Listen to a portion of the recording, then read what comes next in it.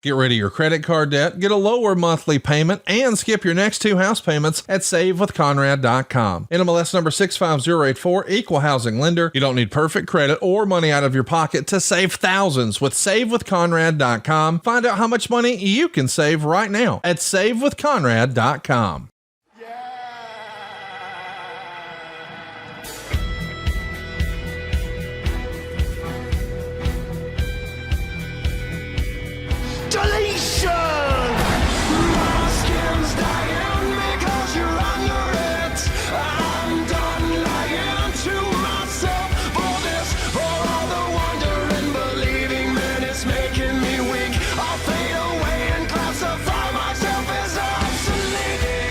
Words are about to be spoken here on the Extreme Life of Matt Hardy, presented to you by the ad-free shows and podcast Heat Network. I, of course, am John Alba, joined as I am every single week by the broken one, the woken one, the spoken one himself, Mr.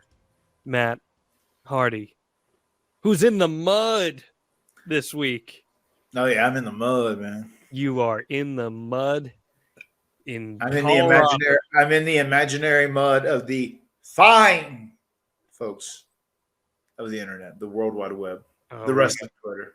We got lots to talk about on that front. How are you, my friend? Fine, folks, and I stress the FI. Oh, yes. The FIs, they everywhere. They're everywhere. Because, boy, howdy, were they out this week.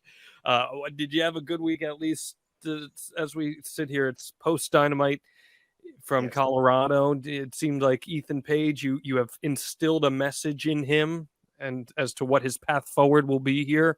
How are we feeling? I'm trying to lead by example. You know, I don't believe in revenge. I think it's very overrated. I'm a little past that in my life. I see a lot of potential in him, and he's a good father. He seems to be a pretty good husband, but he's just got this ego that is out of control, and it turns him into this megalomaniac where he wants just to rule everything. And I'm just trying to strip some of that ego down, trying to get him back to basics, and I'm trying to teach him sportsmanship. I'm trying to teach him integrity. I'm trying to teach him the optimism that I have, and just a way to move forward without being such an egotistical asshole. That's my goal with him. That's really great. I'm glad to hear that. Hopefully we see a change in him, because I think it would be for the better for AEW and for Ethan Page as well, and maybe set him on a good path headed into Father's Day. Speaking of Father's Day, have a big announcement at the end of this podcast. Wait until the end. Stick around, because I promise you we're going to be delivering big on Father's Day week. All right? So just stay tuned here. Stay tuned here, folks, especially one of you out there. It's a big one. By the way, we're like heading into summer. I couldn't go outside today because of this smoke stuff from Canada. You know what? I was traveling like a maniac all day. Obviously, I was up at 4 a.m. and now at home it's technically 12:30 a.m. right now. So I'm going on. I'm 3.5 hours away from being up 24 hours. But I was going to text you, and I never got around to it because I saw clips when I was watching the news of New York, how bad it was, and I'm sure it was there in Jersey too. It's like apocalyptic. We got warnings in North Carolina yesterday.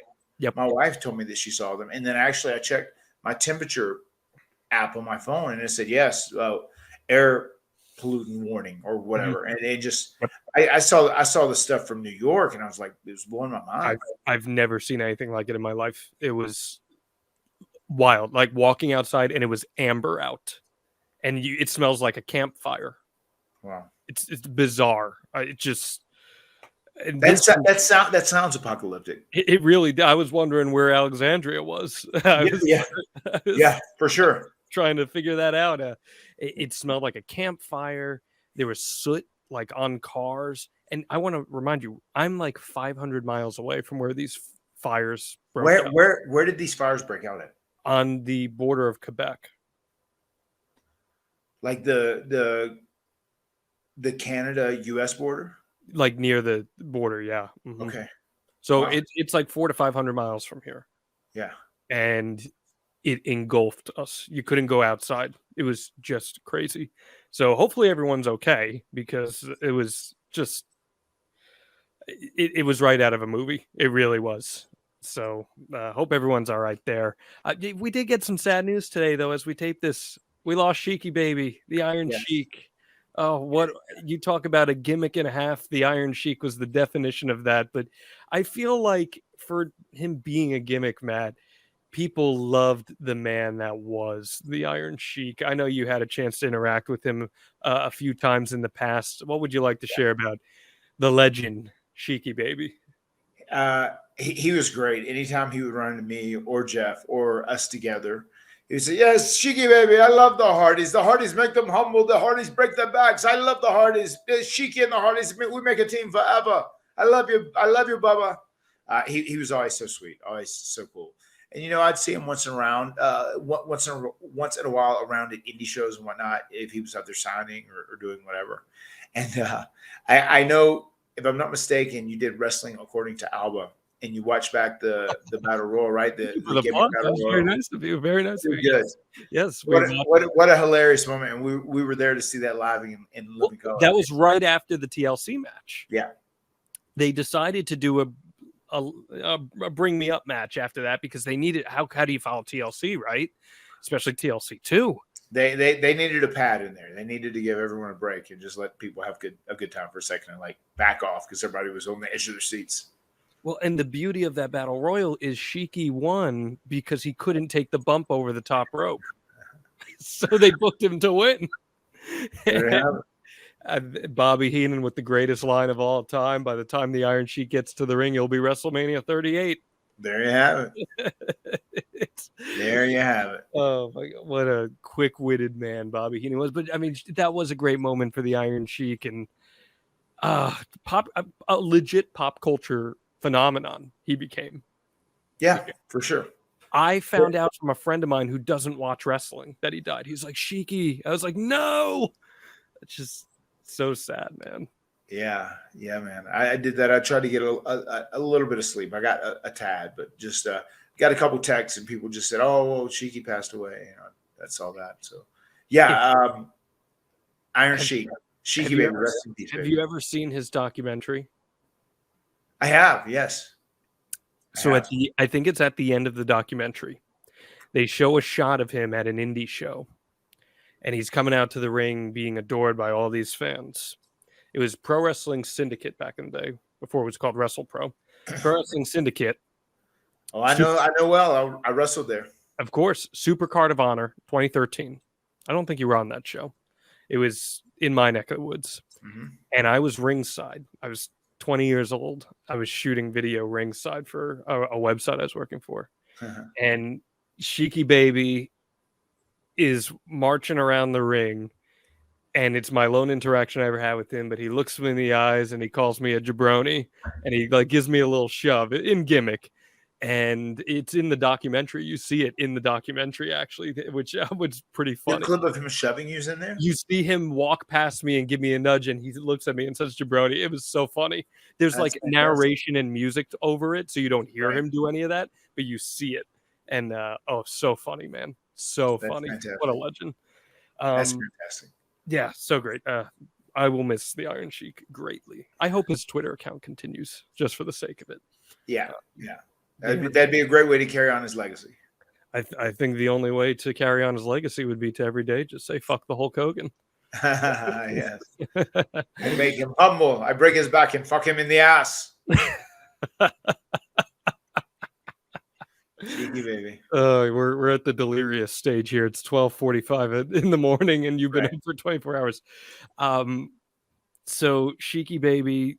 Okay, that's out of the way. The only other thing I got to bring up before we talk about our topic at hand, which is Kevin Steen, by the way, Kevin Owens. It's going to be a fantastic episode. We got to talk about this Orange Cassidy stuff. Yeah. Oh, please. This was all over the internet, Matt, and not for nothing, but I think I called it verbatim what was going to happen. And we both knew it verbatim. We knew this as soon as you dropped that question on me, and I gave that response. We both knew what was coming. We knew what was coming. The craziest part about it is I thought you gave such a great answer. And I did. Of course you did. I hate to put myself over, but I gave a fucking excellent answer. And when you said it, I was like, that was a pretty thoughtful comparison that he made. Yeah. And man, did the internet just run with this.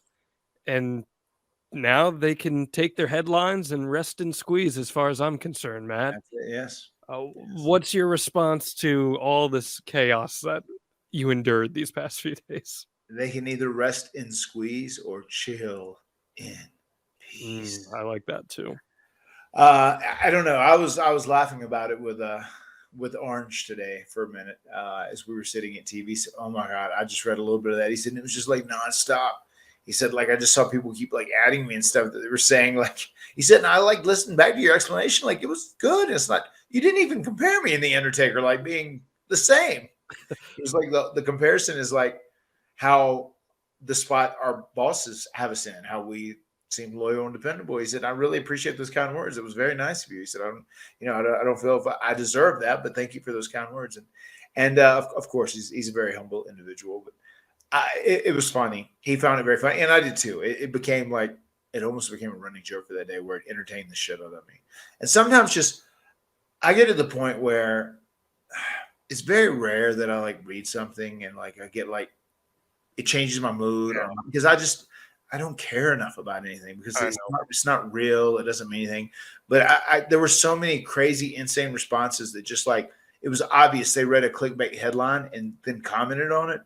You know, and there was somebody like, oh my God, Sammy really fucked Matt Hardy up. His CTE's advanced now. He's lost his mind. You know, and that's the first thing they do. Hey, Jim Cornette. Hey, Real Brian Least. Hey, this guy's all fucked up. He just said that Orange Cassidy is the next Undertaker. You know, like trying to stooge it off to get them talking about it, whatever. And that's like, if you like go back and listen to what I actually said, you sound like absolute assholes. You sound like an idiot. Yeah, it's the most idiotic shit I've ever heard. It sound like fucking mooncalves. You know, a bunch of mooncalves. They're just commenting nonstop. And I don't know. It almost made my day. Like made me laughing. So I just posted that video. I said, look, I know they're never going to take the time to actually click on the link that you put directly. We had the actual story, the actual quotes right there on YouTube. I said, they're never going to click. I said, I'm going to put this shit right on Twitter just so they can hear it verbatim right here to hear specifically in very great detail what I said, you know, so you can't question it. And of course, they're not going to listen to it because they go, oh my God, we've got a great reason to try and call Matt Hardy brain dead and talk about how he's got CTE and how he makes terrible points, which that's their fun go-to now, right? You know, they do that. But just listen to it, guys. It's actually a pretty genius response. Stuff over, but it's a genius response. I love it. I love it. And that's why I think you and I decided to just lean into it because we were like, this is just so ridiculous. It's just so ridiculous. Yeah. On YouTube. You should probably watch the clip. Yes, that's what I did. You should probably watch the clip. I took to responding to everyone comment that was just like, "Oh, the Undertaker is a legend, and Orange Cassidy is a jabroni who opens up Dynamite every week." He's a jabroni who opens up Dynamite. The Undertaker had a streak. He won 20 WrestleManias. Fuck, Matt Hardy's got CTE. Not for nothing. Not for nothing. Orange Cassidy's streak is approaching the Undertaker's right now. It is, yeah. That dude doesn't lose. I will call him from now on till the end of time, the Orange Taker. He is the Orange Taker, no doubt. The Orange Taker. I was half-ass hoping he was going to whip out a tombstone this week in his match against Swerve. I said, Orange Taker. I said, you can kill tonight? And he said,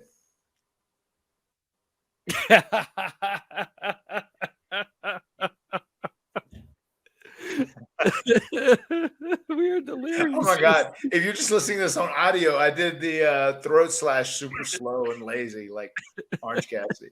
Slow motion. Yeah. Oh man, what a great episode. We could go home now. We don't even need to do that. You're right. Take it home, brother. It's not getting higher than this. It's a running bit at this point that we keep pushing Kevin Steen. May as well keep pushing him anyway. He's been canceled twice already. We'll see you next week. Kevin Steen for 2024, guys. Oh, this is a fun episode. No, it's honestly, it was just so ridiculous seeing some of these things. And what I just got mad about was I expect some of my media brethren to be better. And I have no problem having a nice productive conversation with people. And I did. And I give Fightful a lot of credit because I brought to Fightful's attention, hey, I feel like this is a misrepresented headline. And they changed it because I explained why. And they said, yeah, no, you're right. It was. And I give people who are willing to look at themselves in the mirror, say, oh, hey, you know what? We could do that better. And then actually go and do it better. And, Yes. Those people deserve to be put over. So, yeah, I just think media literacy is very important. People need to read, and in our case, people need to listen to what you're saying. It's funny. Someone responds to me, they're like, Matt really made this comparison. I said, well, no, you didn't. This is what he actually said. If you listen, and he goes, well, I don't listen. I said, well, you probably should listen. And well, there you go. Because you know what? You'll find a great archive of content with the extreme life of Matt Hardy. Okay. Absolutely. Extremehardy.com. This podcast rules. It's great.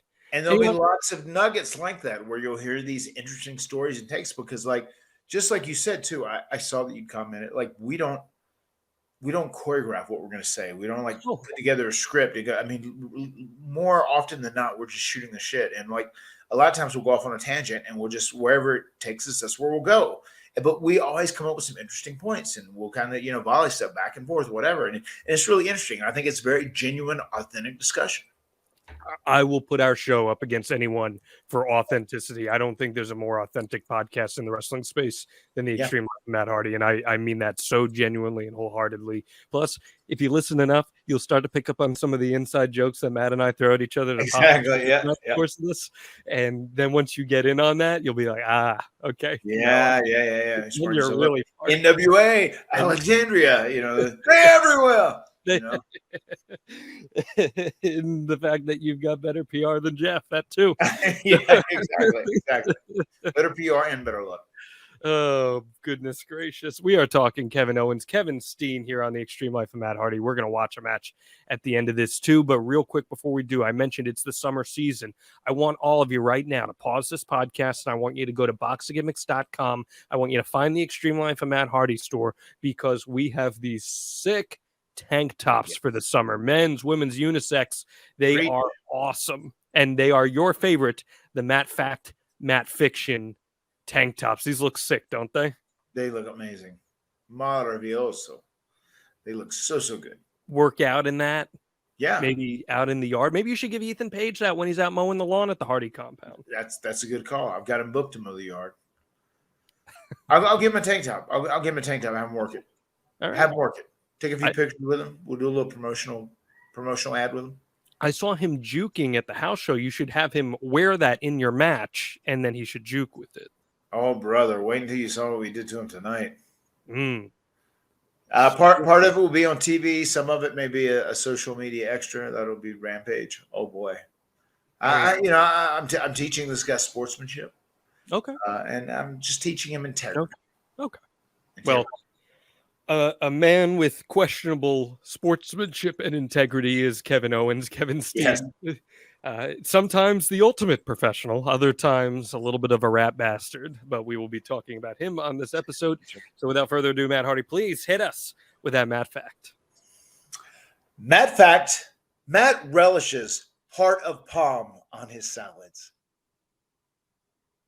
Do share. Oh, yeah. Do you ever indulge in any heart of palm? I don't think so. So we've been eating at Bonefish a lot lately. Actually, my wife, which I'm very proud of, she's been working out really hard again.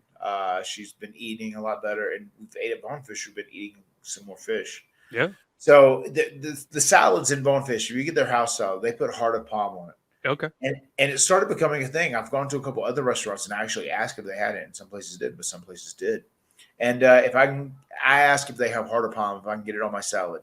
And I love it. It's a very unique thing that comes from inside certain trees. It's like a vegetable that comes within like the core of certain trees. Huh. And it's absolutely delicious. I've gone to Bonefish quite a bit. My grandmother, who turns 82 this week, she calls it fishbone. Okay.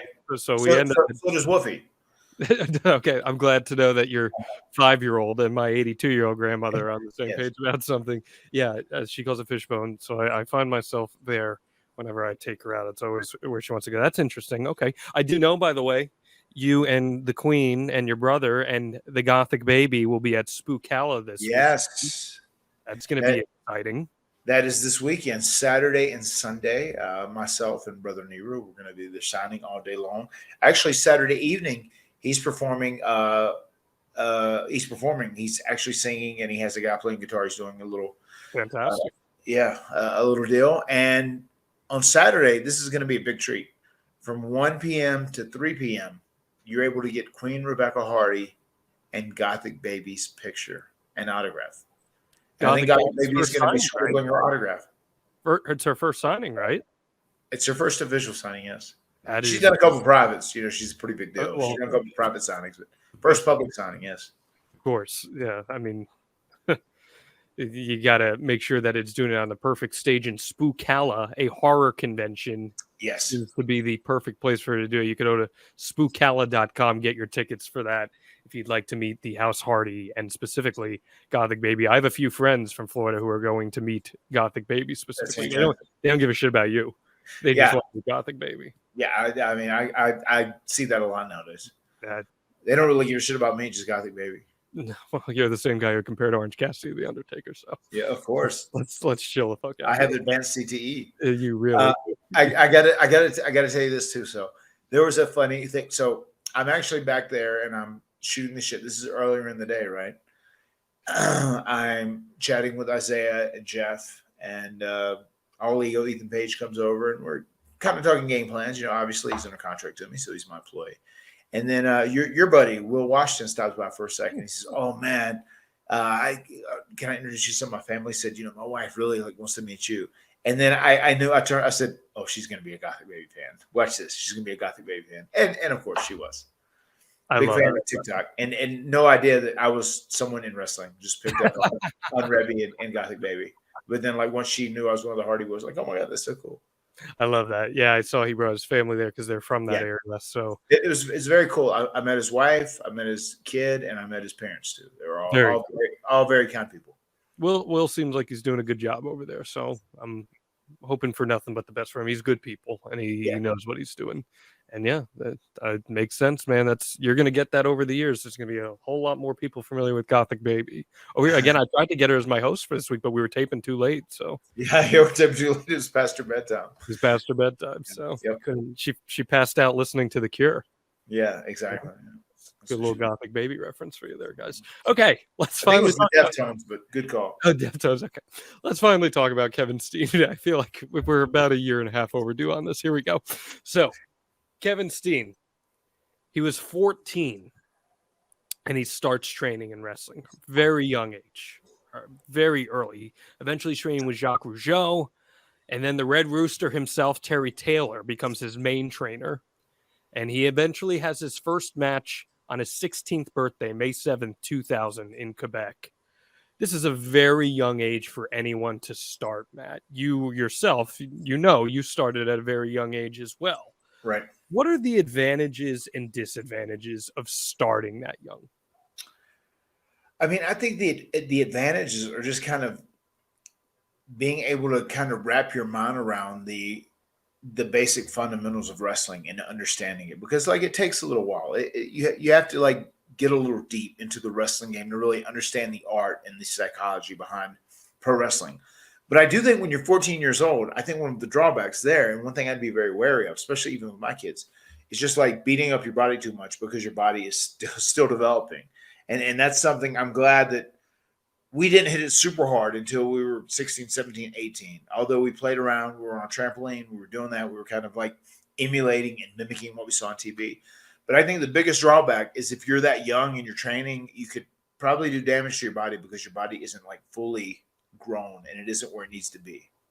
Well, he's training all the way grown. He's training with reputable people here. Terry Taylor, absolutely. He wasn't the biggest star in wrestling, but I feel like Terry Taylor has kind of cemented himself as, I don't want to say prolific, but he's a very renowned trainer in his own right and has had quite a bit of experience. Do you have any Terry Taylor stories for us that you could share? No, I mean, I've worked with Terry Taylor quite a bit. He came over and he was an agent at WWE during a couple of different times when I was there. And I always got along fine with him. Never had any issues. And I mean, one of the most interesting things that he said is I was a great wrestler in all these other territories, but like whenever I came to WWE, Vince McMahon turned me into the Red Rooster and made me spike my hair up and paint it red or whatever he said. But that's what everybody remembers. He said, so, I mean, I guess there's something to that. Also, I mean, you're on the biggest TV when you're doing that as well. But he is right. I mean, it was outrageous and over the top. So obviously it's going to be something that sticks out. But yeah, I always got along with Terry Taylor. I enjoyed working with him. What do you think about him as a wrestling mind? I think he's good. I haven't worked with him as closely as a lot of other people have, but I always thought he had a good wrestling mind. I'm very interested to even know, where did he train? Where did Kevin train with Terry Taylor at? I believe he must have had something going in Canada at the time, because that'd be my guess, but I don't know him to be a big Canuck. Because Kevin was never in the U.S. consistently until he eventually moved, once he starts his indie career and everything, and eventually he joins WWE, as we know. So there had to have been some connection there. I'll look more into that over the course of this episode. But you're doing this from a young age.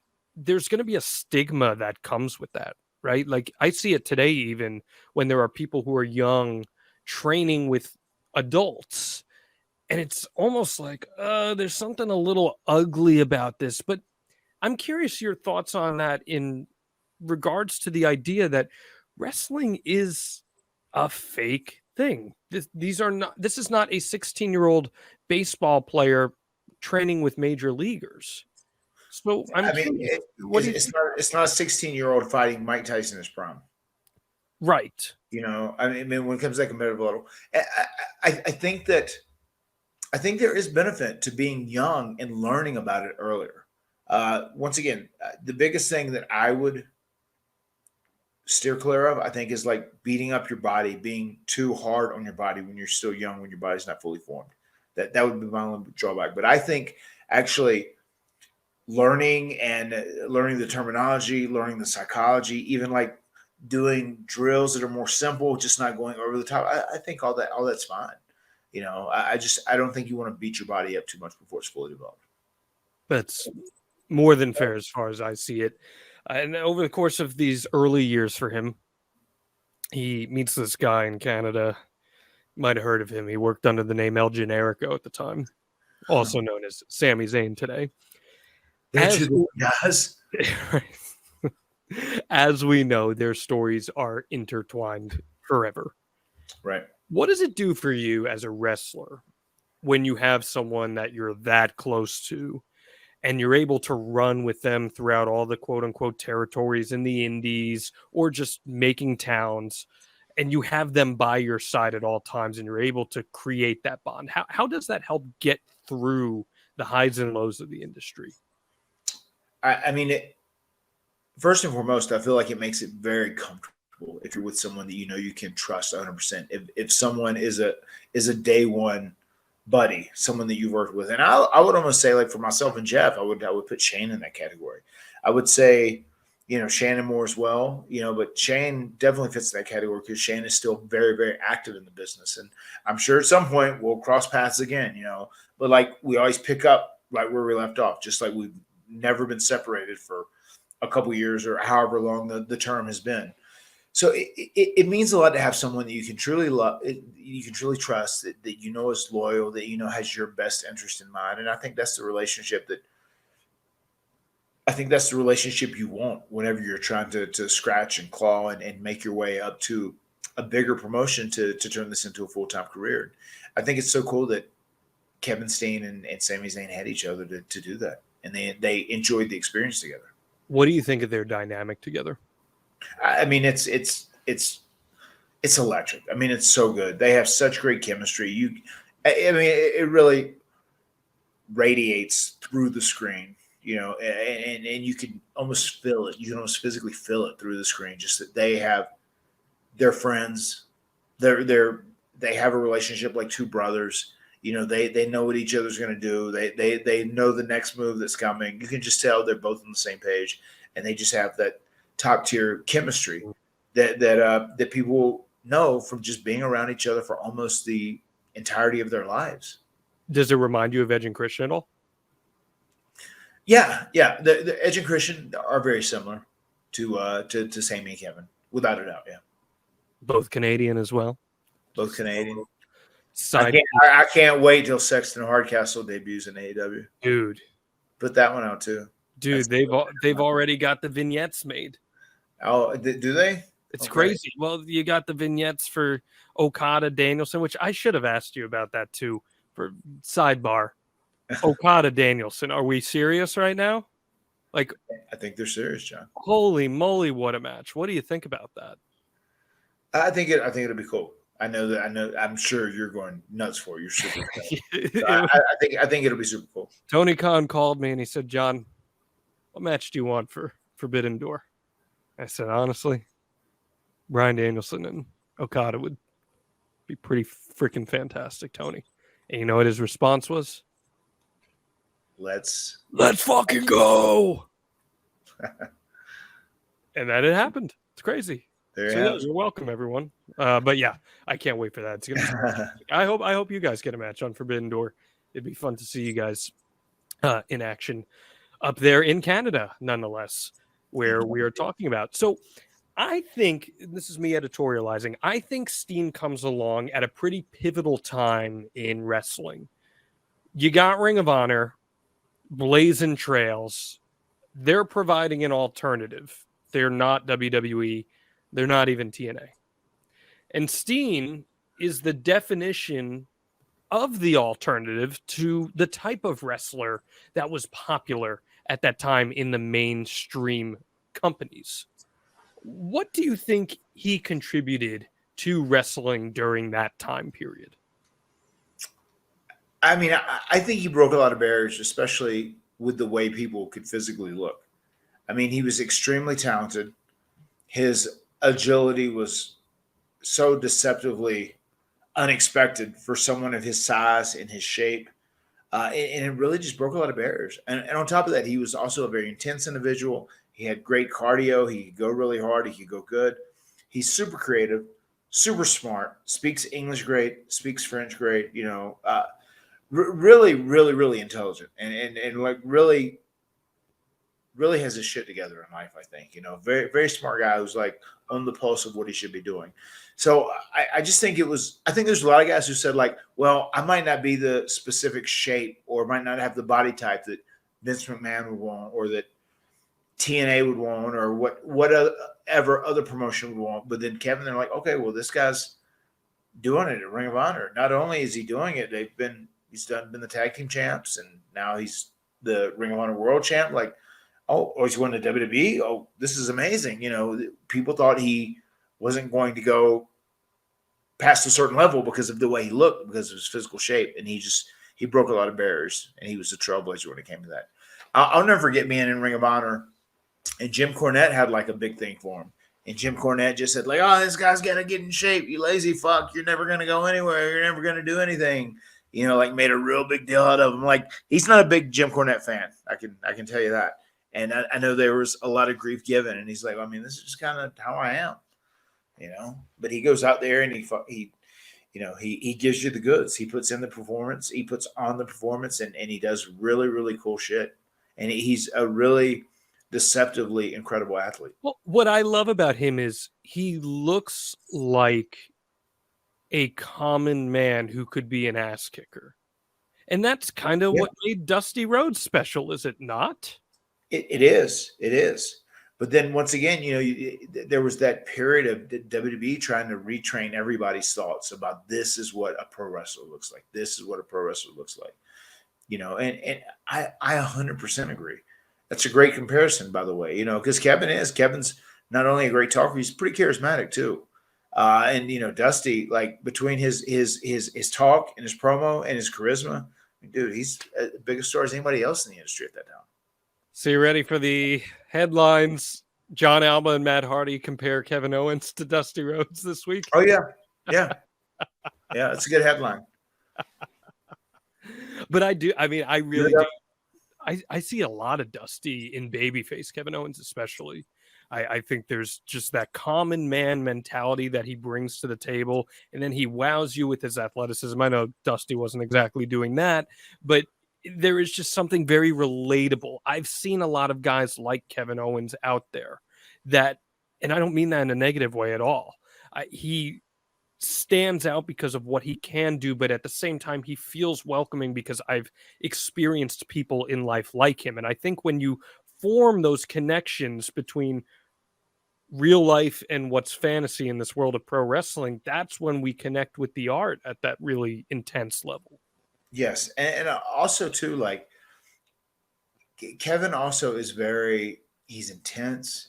He looks very legit. He's very credible. And, not everybody who isn't looks like an athlete chiseled out of stone is like that. And he really is.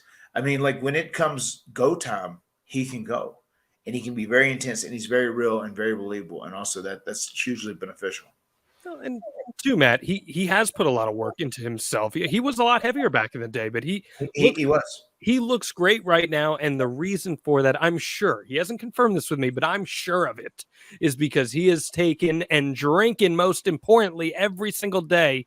He is drinking that AG1, one of our proudest partners here, the Extreme Life of Matt Hardy, is he not? I'm certain he is. I'm sure he is drinking his AG1s every single day because just like me, I can't be a fat Hardy. Kevin Steen is going to be in optimal shape because he drinks his AG1s every single day. You drink your AG1 before your workouts, right? I do. First thing I do every single morning, I get up, I drink my AG1s, and I go down and do cardio. And then I start doing my workout and then hit a little bit of yoga. How does it make you feel before you work out? It gives me a special little boost right before I work out, and then it continues to replenish all the vitamins and the minerals and everything else I need as I'm sweating throughout my workout. Well, I think that's the best part of it. When you're talking about AG1, you're talking about an all-in-one nutritional supplement that is going to leave you with sustained energy, improving your digestion, supporting mental clarity, your focus, replacing your multivitamins, your probiotics, all in one. A drinkable habit that you can incorporate into your lifestyle every single day. And I know Big Money Matt over here is all about saving dough where he can. And the most fantastic part about AG1 is that you're getting great bang for your buck every single time in an all-in-one nutritional insurance supplement. Just one daily serving is going to give you the foundational nutrition that you need to get through your day, supporting energy, focus, strength, clarity with 75 high-quality vitamins, probiotics, and whole food sourced ingredients. There's no other way you'd start your day, is there? Not at all, man. And I can testify to that. It gets you through the day. We're talking about something that costs less than $3 a day, and we want to help you here at the Extreme Life of Matt Hardy with AG1. So if you're looking for a simpler, effective investment for your health, try AG1. And how many free travel packs are you getting here, Matt Hardy? You get five free travel packs. And a free one-year supply of vitamin D with your first purchase. Go to drinkag1.com/Hardy. That's drinkag1.com/Hardy. Go check it out, and we thank them for supporting the Extreme Life of Matt Hardy. Fite Plus is the ultimate digital platform for live sports and entertainment, and they're now offering a free 7-day trial at tryfite.com. Fite Plus is packed with a premium live event schedule, over 1,000 hours of live action every year, and a library of more than 4,000 hours on demand, plus exclusive content you can't get anywhere else. Fite is a great partner of ours. They support us, so let's support them. Give that free 7-day trial a shot, and you'll be a member for life. That's tryfite.com. tryfite.com. So Steen really emerges from this scene because of the quality of his work in Ring of Honor, in PWG, in CZW. These companies that are really becoming the first group of promotions to utilize the internet to create some buzz. Yes. When did he first come across your radar? I first remember hearing the name Kevin Steen when he was teaming with El Generico in Ring of Honor. and they had some killer matches that got buzz, and I want to say they become the Ring of Honor World Tag Team Champs, if I'm not mistaken. That's when he first got on my radar, and then I kind of kept up with him a little bit from there on out. Yeah, so they have this amazing frenemy feud in Ring of Honor 2009, 2010 that pretty much goes the course of the entire year. And it ends with an unsanctioned match where it was mask versus contract, and that El Generico beats Kevin Steen in, and Kevin Steen has to leave Ring of Honor for a period of time. And that was actually in the period where he was having legitimate beef with Jim Cornette, as you alluded to. Right. And there was a contract situation there where Cornette wanted him to lose weight in order for him to come back. And then he did lose a lot of weight. But then there were more mishaps before they were able to get him back into the fold. You mentioned he wasn't a big Jim Cornette fan. Did he ever share those sentiments with you, or is that just stuff you heard throughout the years? I just know just throughout the years, they were talking about when Jim Cornette was there and he was kind of behind the book at Ring of Honor, there were a lot of decisions that he made that just people didn't agree with, and a lot of his views on Kevin, most people didn't agree with, and I know Kevin wasn't crazy about them either. So I just feel like I talk about Jim Cornette being antiquated sometimes. I think things had changed at Ring of Honor. The way people were working was different. The internet was out, which changed the course of pro wrestling. And just some of that stuff is just antiquated. And Jim Cornette doesn't understand how the business has changed. Is he great at the fundamentals? Yes, of course he is. Does he understand like the basic concept of pro wrestling? Yes, he's great at it. But I mean, just some of the stuff now he just says is so absurd because wrestling has changed so much and he is so far behind the times. Just is what it is. I do wonder sometimes with Cornette if he genuinely is so adverse to this stuff or if it is just for the gimmick. I mean, a bunch of some of the hate watching with AEW is obviously a shtick. It has to be. I mean, John, if there's something I legitimately hated, I am not going to watch it. I don't have time to watch it. I would never watch it. I would never watch it and do podcasts on it, especially for 3 hours. I mean, I'm only going to like spend time watching and talking about things that I actually give a shit about and kind of like. Something I don't like, I'm certainly not going to spend my time watching it. Let me introduce you to wrestling fans who hate watch things that they can't stand just to be able to put out tweets about it. I don't understand it at all because you're so right. If there is a show on television that I don't enjoy, I'm not going to watch it. It's as simple as that. Yeah. I will never understand how people hate it's very odd, man. Very peculiar. But it is a shame because Cornette is a brilliant wrestling mind. He's absolutely a legend as a manager. I have pulled so much from Cornette's managing in my indie work. He was so great at being that punchable face figure that you just want to see get their comeuppance. And you would think that seeing a guy that is as special as Kevin Steen, that he would recognize that this guy does things that people his size aren't supposed to do. And the two, Jim Cornette loves that realism aspect. There are a few more real wrestlers than Kevin Owens, Kevin Steen. I mean, he comes off as very legit. I know you probably didn't see it. Him and Gunther had a baller match on Monday Night Raw this past week. And I was watching and I'm like, those are two of the realest MFers in the entire industry right now, just teeing off on each other. Right. You can't harness that stuff. You know, it's just, you have special talent. So that's when he gets on your radar. Okay. And it's a couple years later, September 8th, 2012, Ring of Honor holds a show in Charlotte where he's in the main event. It's a 6-man tag cage match. He's part of Scum at the time, where he loses to Rhett Titus and the Briscoes. And after the show, you shoot a video for the internet that is a confrontation between the two of you. You talk about how kill Steen kill, which was his mantra, of course, is going to have to be a true mantra in order for him to beat you. And he says, you're going to have to drain all the blood out of your body because he's going to be the one to finally kill Matt Hardy. You're going to have a match at PWX in Charlotte, October 5th.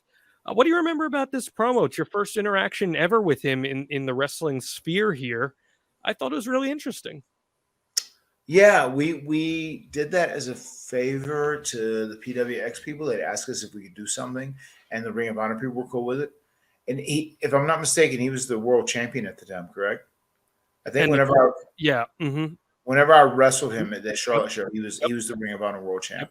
Yep. Mm-hmm. But yeah, I enjoyed it. I mean, I had gotten to know him a little bit. I want to feel like I had done the deal where I confronted Adam Cole before this, if I'm not mistaken. Not sure if it was before it. I'll look on that right now. I'm not sure if it was before it, but Because I confronted him, and then we didn't have the match until Final Battle, which was a long time later. So when did you say this happened? October? this was October. This was September 2012. I was going to say it was sometime around September when I did something. There was one point in time where I walked out and told Adam Cole he reminded me of a young Matt Hardy. And we knew Cornette was right about this. He knew the Ring of Honor fans were going to shit on, especially just coming that I was just coming out of my dark chapter of life. And that worked out great. And it was funny. There was It was actually where, a week. It was a week after you confronted Adam Cole. Okay, yeah, I knew it was nearby there because I'd met him and interacted and we exchanged pleasantries and whatnot. Mm-hmm. So yeah, we did that deal and then we had that match, PWX. I remember in Charlotte, and I was pretty excited about it because he was a guy who had a lot of buzz going on, and I was really enjoying the stuff Kevin was doing. And this will pop you, I'm sure. So to bring him in, there was someone who put a lot of money, who supplemented his payday. Him and Steve Corino, just to make this match happen because it was a dream match of theirs. Do you have any idea who this may be, John?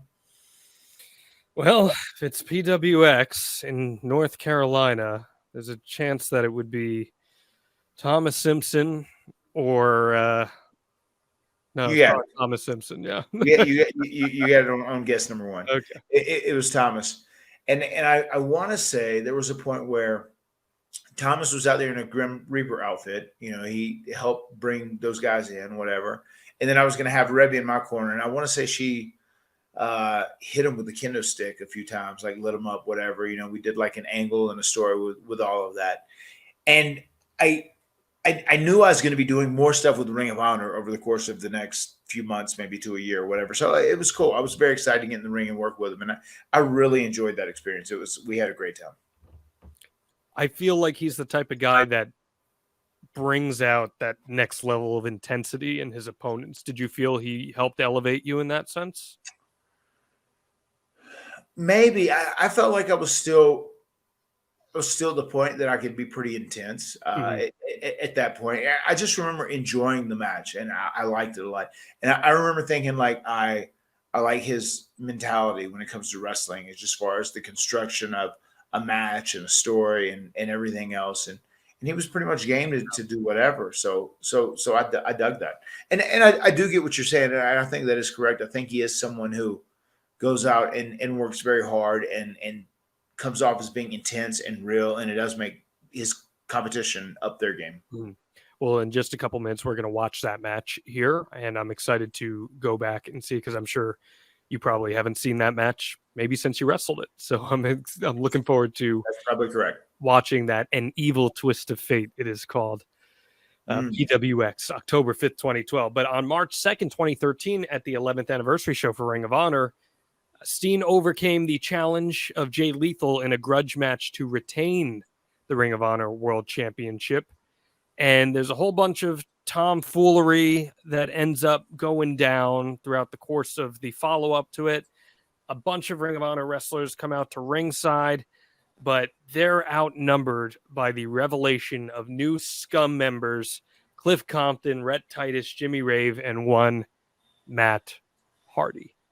So you are peeling off our t-shirts, I think, too, like yes. taking off our shirts and revealing our Superman Scum shirts. So you are part of Scum here, which is the hot group in Ring of Honor that Steen was an instrumental part of.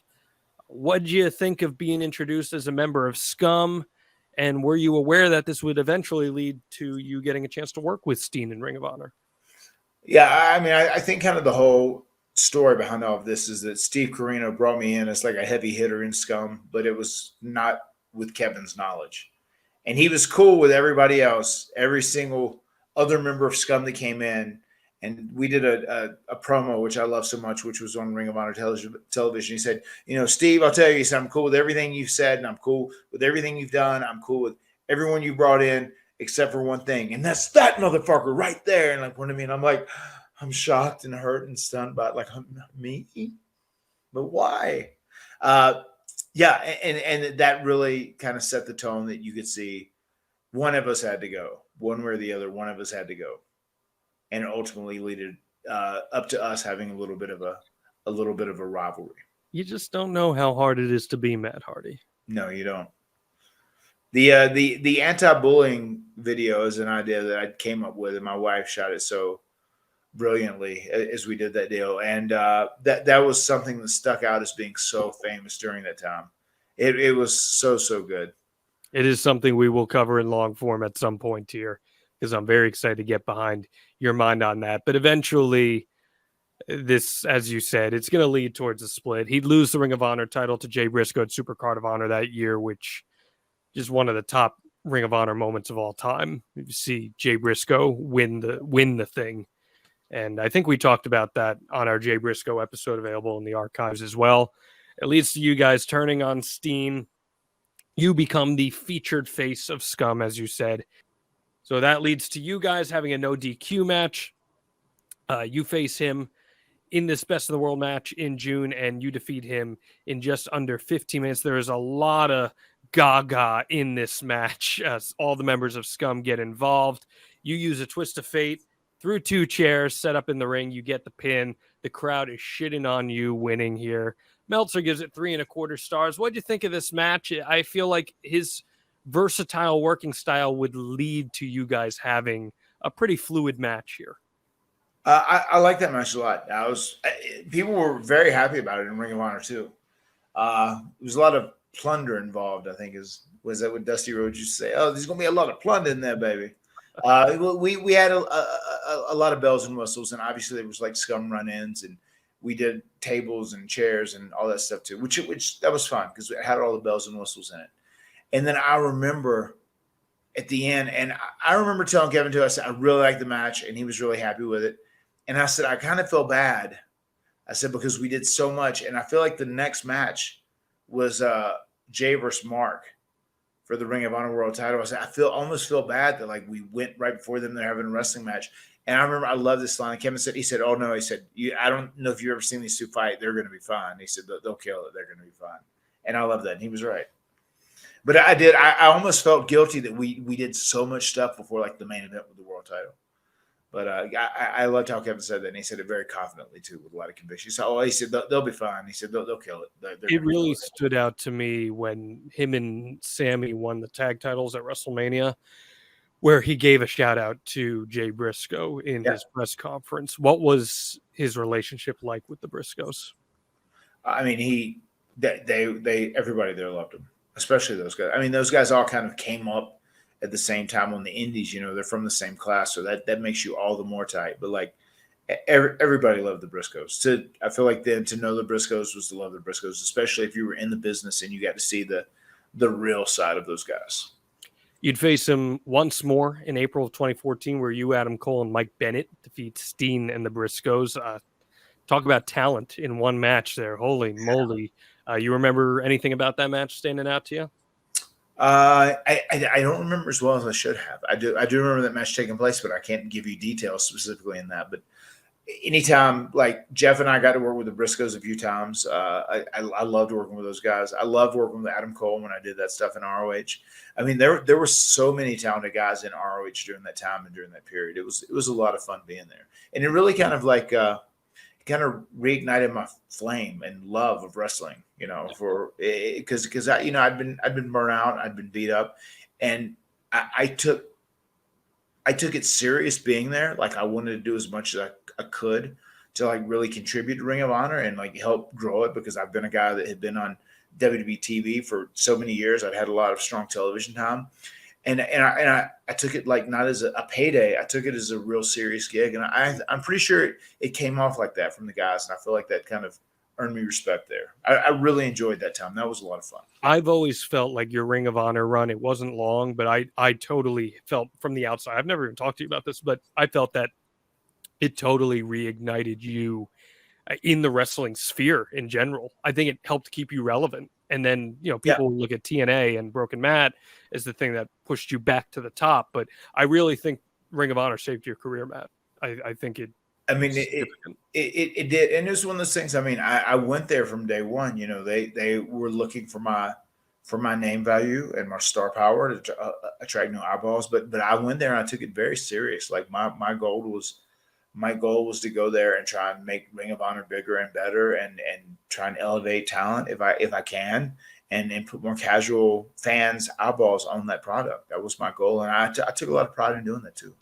Well, he would jump to WWE where he'd continue his best frenemy feud with Sammy. He'd make his shocking debut on the main roster against John Cena in 2015. He beats John Cena in his first match on the main roster. I know you weren't there in WWE, but certainly this was on your radar. What kind of endorsement was that for him to beat John Cena in his debut? I mean, that's massive. That shows that someone has a lot of faith in him. And I'm sure Hunter pushed real hard for it because Hunter was a big fan of his at NXT. But just Vince to roll with that and give the opportunity. Also, it speaks volumes about John because John was willing to do that and willing to elevate another talent, which John was known to do, especially if he felt like someone had earned it and they deserve it. Owen seems like the type of guy that John Cena would look at and get it. What makes them special? I feel like he would see that it factor in a guy like Kevin Owens. I thought they had fantastic chemistry together. They really did. I remember going back and watching that match because I DVR'd the show and I just knew he debuted and I was like, oh, this is so cool. And I remember texting him or contacting him later after that, like, oh, congrats, man. That was so amazing. So cool. He would win the Universal Championship. He hasn't been world champion since then, but he had this amazing feud with the Bloodline that we saw culminate at WrestleMania. Yeah. Could KO be the type of guy that can be a face of a company? It's not something you can rule out. I think he could, especially if he got in the right story at the right time. I mean, athletically, he can carry all the weight. I think from a speaking point and a personality point, he can carry the weight, especially if he's in a compelling story where they could build something around him that has people really rally behind him. I think he could be the champion and kind of like be the guy that they depend on to help sell the pay-per-views and sell the tickets. I mean, but if he's put in the right environment. I mean, I think there's a lot of guys that could be put in that scenario, but the creative has to be rock solid around them also. Was he excited for you to return to WWE in 2017? It was cool, man. We had a great exchange after we came back through. He said, "Oh man, we didn't know you were going to be here. Why didn't you smarten somebody up or whatever?" It was real cool. like a lot of hugs, a lot of seeing just buddies again that you haven't seen in years. But once again, you just kind of pick up like you never missed a day. You pick right back up where you left off, which was great. One thing I do got to share, which is a story that I love so much too.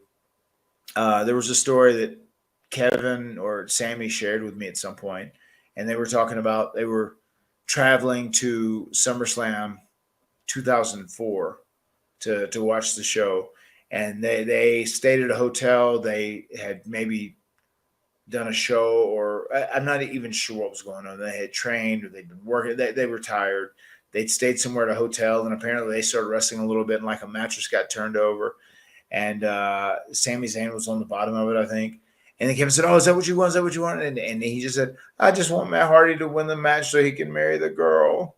And that just story popped me so bad. It's when I had that absurd match with Kane, Yeah, that's a match we'll cover at some point on this podcast. We were going to cover it last year, but I'm so happy they shared that story with me, which just made me pop so much. That is amazing. I feel like personality-wise, he would hide it a lot, but I think the internet knows at this juncture that Kevin Owens is a family guy. And he's a good dude at the heart. Have you ever had conversations about life and family with him? Oh, yeah, a lot of times, especially like in our, in our later years.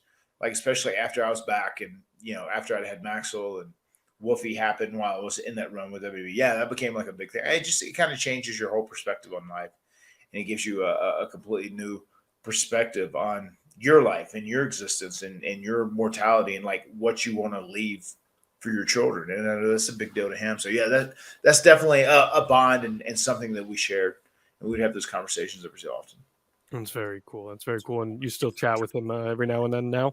Yeah, every now and then we'll exchange a text or whatever. There's actually a story that we talked about on our podcast at one point, and he shot me a text and confirmed was laughing about it. What's that? Confirmed it. Yeah. So yeah, it's great, man. I'm super happy for all success, man. I mean, him and Sammy, just what they did. I mean, it's almost one of those things. I feel like just their deal worked so well with the Usos. It's almost like it just was so good, but it was just so amazing that those two guys got it to that point. And I understand it because they're both extremely talented. Yeah. And they're both great speakers. They're both great performers. They're both great characters. But just like when you think about WWE, it's just like, are these two guys that Cornette gave a hard time at some point, are they going to be able to be like a top act in WWE? And they were there proving they were a top act as they main evented WrestleMania. Which just makes me proud of those guys. First time the tag titles ever main evented WrestleMania. I mean, and they are so relatable. That's what makes them special. They're so relatable. Sami Zayn, you look at him physically, he's in good shape, but he doesn't stand out as this amazing physique god. It's just he's a great wrestler. Yeah, he's not an alpha male killer. No. And Kevin Owens, as we've talked about ad nauseum on this podcast already, just what he brings to the table. But they are two guys where their passion shines through in every match they have. Mm-hmm. And that's the thing too, Matt, like you, they are two guys who are unabashedly afraid to admit that they grew up loving pro wrestling. Right. And I think that plays into the quality of the product you put out. And I do I think when you say they're relatable, I do agree with that, because I mean, I feel like that's part of the reason Jeff and I were so successful back in starting in, 98, 99, because there were people who watched us and they said, these Hardy Boys are very different. They're not like big monsters. They're not 300 pounds. They're not 6'5", whatever. And they wear these different baggy pants and these tight shirts. And I feel like there were a lot of people who said I feel like if I knew them, because they're so relatable, so much like me, I feel like we'd be friends. And I feel like there's a lot of people that feel like that with Kevin and Sammy. I feel like if I knew them, we would get along because they're relatable and they seem like regular people that are very real. They're not like someone who has this chiseled from granite physique that seems unattainable. They're two people that seem attainable, and I think people feel that they're relatable because they're attainable. Well, Kevin Owens called himself the prize fighter, Matt Hardy, and I know one way that if you're looking for a prize fight, you can get your eyes on it up close and in person, and that is with our friends over at Game Time. Matt, I love Game Time so much because I'm the type of guy where if I need to recharge mentally, I'm going to treat myself to an event. I'm going to go to a concert. I'm going to go to a comedy show. I'm going to go to a wrestling show. I'm going to go to a sporting event. And sometimes that's a spur-of-the-moment decision for us, and we need a dependable ticketing service that will get us the best deal possible, and maybe even with a little bit of a discount, too. And that's exactly what Game Time does for you. Download the Game Time app right now and enter the promo code Hardy, and you're going to get $20 off your first purchase. What do you love about Game Time, Matt? Oh, big money. Matt loves Game Time. To get a little bit of a wee fee off that ticket price, and they hook you up. You get the good stuff there, Game Time, dude. Dude, we know that so many different ticketing services, they screw you. Let's be real. They screw you. They don't show you all the fees up front. They hide stuff. Maybe the ticket isn't where you think it actually is. What I love about Game Time app is that, number one, they give you all-in pricing. So you can see what the final cost is going to look like once you put that ticket into your cart. And number two, I get a digitized view from my seat of what it's going to look like when I'm sitting there in the arena, regardless of what I'm watching. So I know exactly what I'm paying for. I know that's been a hot talking point in the wrestling world lately, Matt Hardy. Oh, they're not selling enough tickets here, or they're moving people to hard cams, doesn't have enough seats sold for it. Well, with Game Time, you don't got to worry about any of that. Is that stuff is so silly, isn't it? Very silly. Just the conversation about where the seats are. I hate it, but I love Game Time, and they are going to give you a lowest price guarantee with event cancellation protection and job loss protection as well. So you know that Game Time has got your back. I know you still got your little Game Time credit flowing around there, Matt Hardy. What are you thinking you might want to use that for? I do. I would like to take in a concert at some point. Whenever I can work that out, I'm going to take in a concert. Take the wife, you know.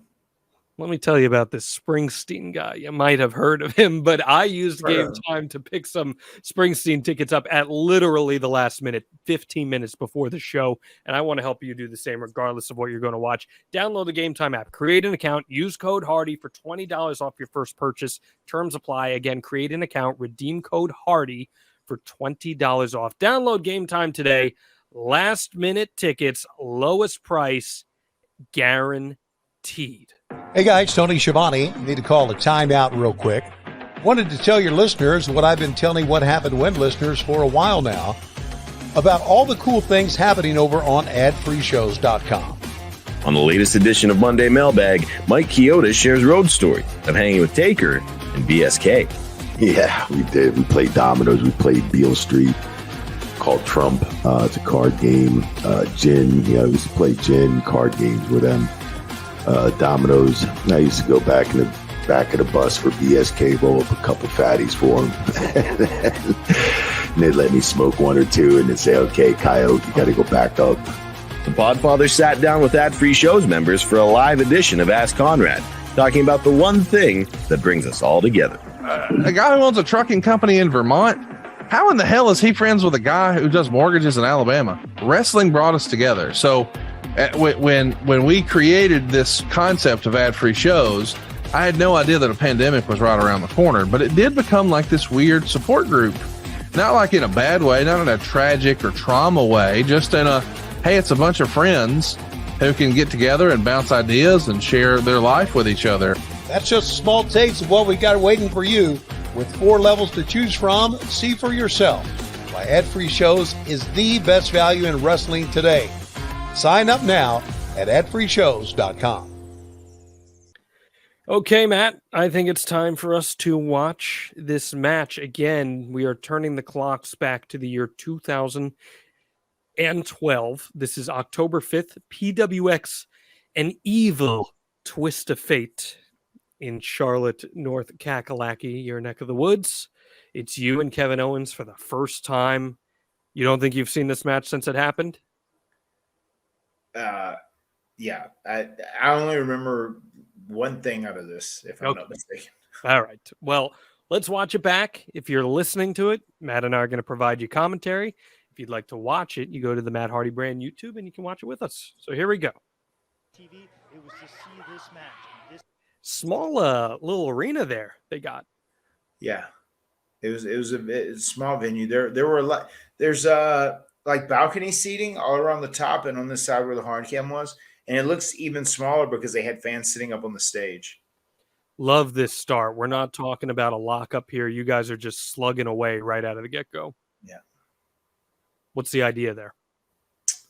I think that right from the jump, this was very personal. You know, he made insults and saying that he was going to be the one that actually made Matt Hardy die, that killed Matt Hardy, whatever it may be. And we were all in right from the jump. Doing the little, I love that. You're building up to the shoulder tackle, actually taking him down. And then he sells huge for you there too, which I think that's very important. Going out into the crowd again. So you look at the kids in his face. You know, one of the things, he's on his shirt there, it says Kevin F. and Steen, but he used to have the Kill Steen Kill shirt, which became Fite Owens Fight. Yes, and it became the PG version of that shirt. Do you know why he changed it? he's gone on the record about this. Oh yeah, please. He said that once he had kids, it really changed his perspective on the idea of promoting killing, and that he felt very weird about that, and he wanted to change it. And where Fite Owens Fite has a little, it's got like dual meaning too, you know? Right. I thought that you know what? I think I may have heard that bit too. mm-hmm. And I can get that, and I can see that. I can see him doing that too. Going to work on you here. And we didn't even talk about him changing his name to Owens too, specifically for he's a huge Owen Hart mark. Yeah. And his son. His son's name. Well, it's his son, but his son's name is because he's the huge Owen Hart mark. So now you guys, man, those are some great right hands you've been throwing in this match too. You are not laying them back. Because those if one of those gets in there pretty snug, it's tough.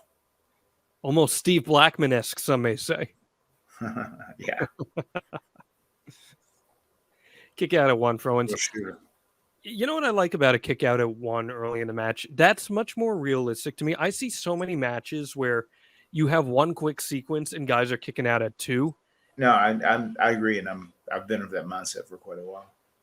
I just think that's almost going through the motions. Mm-hmm. It's funny how young Kevin looks here. He really does look young. Let's see how old he is here.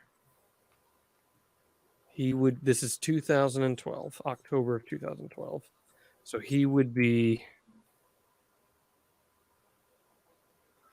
let's see, he would be 29 or 28 here. 28. So he is. I was 2004, 30, 28, 29. I mean, 11 years ago. He's the age of me whenever I first started doing Matt Hardy version 1. Isn't that crazy? He's getting a lot of heat here on the outside, Matt. Talk us through that from a psychology standpoint, how he's gone to the outside multiple times. Yeah, he's smart. Look at that. He's telling you he's smart. He's pointing to his head. I have a good brain. I'm very smart. That's what I like. I'm very smart. Yeah, I mean, once again, he's still it's kill, Steen, kill, Fite, Owens, Fite. But once again, he is still not afraid to be like a chicken shit hill if he needs to be. You know, because I've got the advantage on him, and he's like hanging outside the ring, like talking trash to fans, but also like kind of catching his breath and trying to like reset the game. And that's kind of like the psychology behind all that, especially if someone does it the right way. Well, and he understands how to be a heel and how to be disliked. Well, and he's one of those heels too that has so much conviction in his actions that he genuinely believes in character. He genuinely believes his own shit. Yeah. So when he goes to the outside in kayfabe here, he believes in his reasoning for doing so. It's not just being afraid. He genuinely believes, I'm above this. I don't need to be doing this. It's just getting a little heat there, throwing his arms up. I mean, we're talking about a guy who's so special, Matt, that Stone Cold Steve Austin came out of retirement after 19 years. I was just thinking, could you imagine telling Kevin Owens, as he's here wrestling Matt Hardy, 10 years later, you'll be wrestling Stone Cold Steve Austin at WrestleMania? In the main event. Crazy, right? Did you see main event potential in him when you were facing him? I mean, he was very special. Mm-hmm. You know, as the business has changed, if I realized how the business would evolve into what it is now, 100%. Yeah. I would have said it then, you know, because it really has changed. I mean, AEW has been a big part of that change as well. Mm-hmm. Did you ever say to guys like Kevin, not necessarily Kevin specifically, but did you ever say to guys back during that Ring of Honor run, hey, like you might need to tone things down a little bit if you want to make WWE or something like that? There would be times where I would tell guys like, you know, all this stuff you do is great. And also too, like me being me,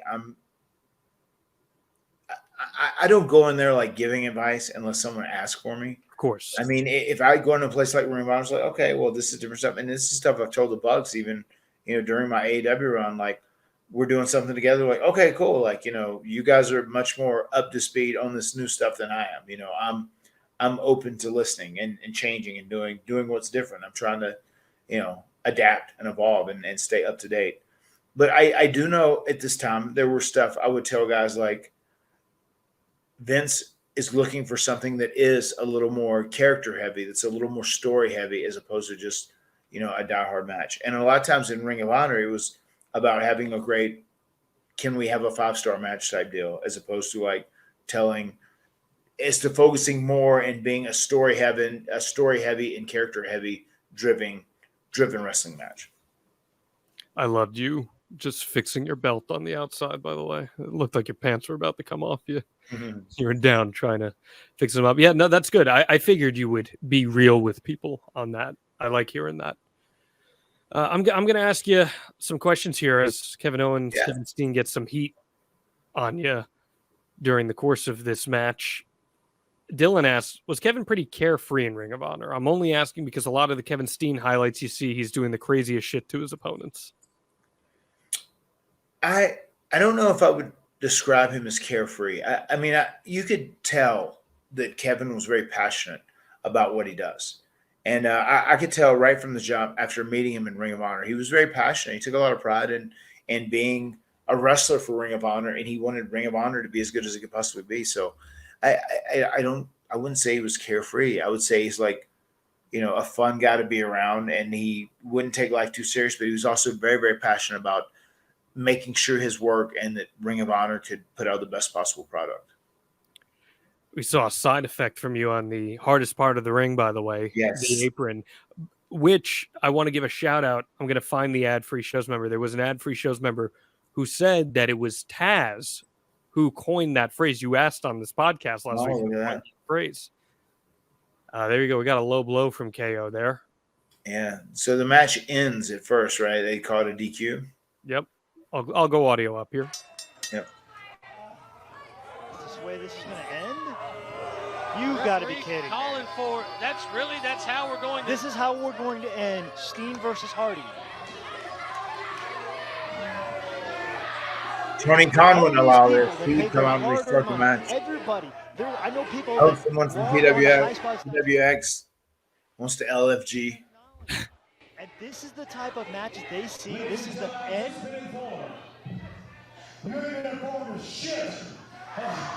Oh, Matt Hardy with a microphone. You're a badass, you're me, boy. These people don't want to see a match here to beat you, and they will not. And Ring of Honor, your specialty is a no DQ, anything goes. So why don't you look at the scene and show me if you can kill me? Kill me! Kill me! Matt Hardy challenging. That's a very Matt Hardy promo there. I liked it. Yeah, very much so. Begging him to kill you. Oh, no. I'll go back and play that one. Are you really a killer, or are you just a pussy? Oh, no. Family friendly Matt Hardy, of course. Yes. We were in a bar. Although there were kids there. There are a lot of kids here. Yeah. Kill Hardy, kill! Kill Hardy, kill! Oh, Kevin Steen comes running back. Look out. Got under his skin. Yeah, I like that because like that promo was, I'm going to kill Matt Hardy, and then he doesn't. So now we're fighting again. And he takes the super cheap way out. I like that. It was Ryan Mikolev from Ad Free Shows who told me about the test. Shout out to Ryan. Thanks, Ryan. Good call. Thank you. You're a true historian of the professional wrestling industry. He lives. You know all about the genesis of the hardest part of the ring. It's true. Austin wants to know, what is one trait that you knew would make KO stand above the rest of the town, ultimately helping him get to WWE? I mean, he was a phenomenal talker. Like, he had a great promo right from the jump, and he just came on very real, very authentic, and that goes a long way. Extremely believable. Yeah. Extremely believable. Pop-up power bomb. Stacks you up. kick out. He had a great moveset, too. His arsenal was really, really deep. This is the time when he was doing the F5 as his finisher, I believe. Oh, yeah. Okay. Yeah, I do remember that. I do remember when he was doing that. Now again, the Brock. And he had his package pile driver that he did, too. Speaking of finishers, Human Feelings wants to know who does a better stunner, KO or Stone Cold? Kevin does a great stunner, but it's hard not to go with the OG of Stone Cold Steve Austin. How many stunners do you estimate you've taken from Stone Cold in the day?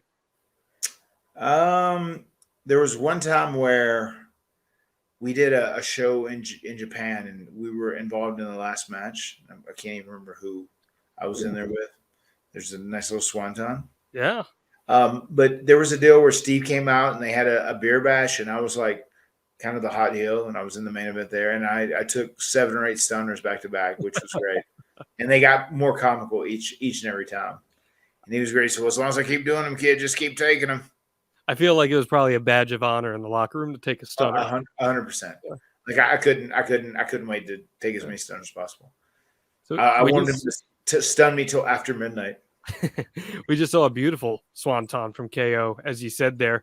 Braden wants to know, what does Jeff think about Kevin Owens' swanton bomb? I remember when Jeff first saw him do it, he was very impressed. Once again, like a guy, of Kevin Steen, Kevin Owens, body, just his body shape. Jeff was very, very impressed by his agility. So we are at the no DQ stage of this restart here. He just used a chair on you. Oh, here we go. Is that F5? Are you calling a match like this? Yeah, who's got me here? I'll go audio up. Grabbing him for dear life. And it's a no DQ. Oh, but Hardy slips out of the way. Yeah. And now he's got him. That was Thomas too. 1, 2, and That was Thomas dressed as a It's a Grim Reaper. Yeah. Grim Reaper. Yeah. That was T-Dog dressed up as the Grim Reaper. I can't imagine who booked that spot. There you have it, brother. He had a stake in the show, brother. Now, you turn him around into the chair in the corner. Kevin Steen set it up, but Matt Hardy, and now wearing him out with that chair. Not a great. Matt Hardy's back might need surgery. Kevin Steen's might need it after this. You gotta lay those chairs in, brother. Matt Hardy's back might need surgery. You hear that? Yeah. Because you're in the mud from all those years. Yeah. What else is new, man? Twist of fate. Beautiful. Look good. He sold it big. Yeah, I should have this thing won, man. 1, 2, and oh! Who could that be? Carino. There's that damn dastardly Steve Carino. Matt Hardy hits him with a drop kick through the ropes. And now Carino, The odds are the stacked scum again. partner, he's in flip-flops. Oh, He is in flip-flops here. Yeah. Might have to be cool working with Steve Carino for you at this juncture of your career. Yeah. And look who it is. There she is. but there's Baby Sky. She's out here stopping Oh, it she's down. so mad about her Oh, name what an pronunciation already. awful time to be in the ring right now. I'm sure Matt told her to stay in the back because this may get out of hand. And it got out of hand, and she still ran out. Carino's got bad intentions, but he takes a slap. Oh! Look at Mama go here. She's probably like 27, 28 here, right? Yeah, 26 probably. 26, 27. Wow. Steen staring her down, Stalking her. ripping the kendo away. Did you like involving Rebby in matches at this point? Oh, yeah, very much so. Yeah. Yeah. Jeez. Yeah. I've been hit with kendo sticks before, and they suck. I don't know how you guys do it. I don't know how I'm walking, John. That's true. I mean, you should have been in a wheelchair at 27, so. You're right, yeah. So they told me, man, you got to stop doing jizz-obs. You got to stop doing jizz-obs, man. Rolling Rebby back in. You got to stop zobbing. That's right. Thank goodness. There you go. No! There you go. No, Kevin, no! Pack! The safest package pile driver you're ever going to see, and she sold it huge. She said it compacted her. Oh, really? Yeah. Interesting. More on that in a second because I want to see the finish. I love this finish here. He reverses the twist of fate. You see Rebby laid out because you didn't see her, and then he rolls up. It was a very important note that I didn't see her get package pile driven. So, whenever I did the twist, that's the first time I see her, and now she's injured. So I thought that's a great finish. Yeah, I was very happy with how that finish came out. Very creative. He's got a ton of heat. Fans are super angry at him. And now we're going to see Rebby selling big. So she said it compacted her? Yeah, she said it was like a lot of shock. It wasn't like her head hit, but it was just like very shocking. She's like, it was rough. It was like very compacting. Because I was going to say, he protected her pretty well on that. Yeah, it wasn't like a head driven to the mat. It was just compacted her body. I think so too. It's not like her body, even at this time, was used to taking like tons of punishment. True. So sometimes just like the stuff we do in wrestling, like if you take someone who doesn't have their body like calloused into being a wrestler or taking bumps and whatnot, they do it like one time, like what the fuck? They feel like they've been in a car crash for 2 weeks. Yep. Goes. Now we're going to get everyone out here because Rebby's selling. She hasn't moved once. That's a good way to put your angle over, too. The only problem is there's no follow-up to it. This is the only match you guys have in PWX here. It was a dream match for Thomas. So Thomas made this match happen. But listen, I mean, you versus Steen and Hardy Country, that's a big match. Yeah. That is a big match. Oh, that pops me so much for so many reasons. Everyone coming out, locker room coming out. I think that might even be Jason Rumble out there. Who's to say? Oh, there you have it. Yeah, I mean, she hasn't even moved. Worked with him in the Maritimes, brother. She hasn't moved once. Thomas, you're gonna have to remind us how this all came to be, because I know this was something you were kind of a catalyst for, and I know you helped make it happen, which was cool. It was a very cool moment. I really enjoyed doing it because I enjoyed what Kevin was doing at this time. And that is that. That's your match from PWX with Kevin Owens, Kevin Steen. Boo! Get that girl out of here. She sucks. Boo! NWA and Charlotte. That I is. want more wrestling. I want more wrestling. I want more wrestling. What do you think of that match watching back? That was good. It was fun. Yeah. Fun little indie match. This is a fun episode. Different. It was definitely an indie match, but it was also done. It was done pretty well. It was safe, smart. Yeah, absolutely. This was a fun episode, though. Different stuff. I love talking about Kevin Owens. I'm a big Kevin Owens fan. I think he's one of the best out there today. Any final thoughts on Kevin? How you'd like to bow tie all this? No, man. I mean, I say this too, and I've said it to him. Because I think about some of these guys as being like following generations for me. I mean, guys like Kevin and Sammy and the Bucks and Adam Cole. I'm just like so proud of them. They almost feel like your kids in some ways, because you saw them come up, and for them to reach these greatly successful levels that they have, it's just fantastic. And once again, Kevin is a guy who kind of defied the odds in many ways, because like pro wrestling wasn't necessarily a platform where a guy of his specific physical shape would become like a top tier pro wrestling star, and he did, and I love that fact. It makes me very happy. And I give him a lot of credit too, because his contract was up last year, and he could have gone to AEW with all his friends and everything that he met throughout the years, the Bucks, people like you, Adam Cole, right. But he recognized he had a special opportunity in WWE to tell some great stories and be a top guy. And he stuck with it, and look what we got out of it. We got one of the best stories ever told. And I give him a lot of credit for betting on himself that he'd be able to make it work in WWE, because conventional wisdom tells you throughout the course of WWE's history, a guy like Kevin Owens should have never made it, and he made it. And he made it big. Yep. So I give him a lot of credit. And I really enjoyed this, man. Good stuff. Good stuff. Next week, you ready? Here you go. Big announcement. Next week, to celebrate Father's Day, We will be talking about fatherhood, which I know is something you could talk about for hours. Yes. And we will be talking about your father, the legend, the one and only Gilbert Hardy. What can we look forward to, Matt Hardy, in discussing the legend? Oh boy. You'll learn about how our dad became the biggest skeptic of myself and Jeff doing pro wrestling.